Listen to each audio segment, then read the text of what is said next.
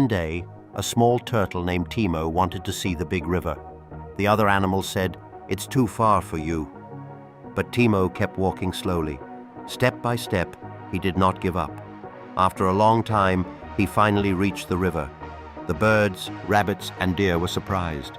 Timo smiled and said, "Slow is okay, as long as you don't stop." The other animals were amazed by Timo's determination and began to gather around him. They listened intently as he shared tales of what he had seen along his journey. Inspired by his bravery, they decided to join Timo in exploring the wonders of the river together.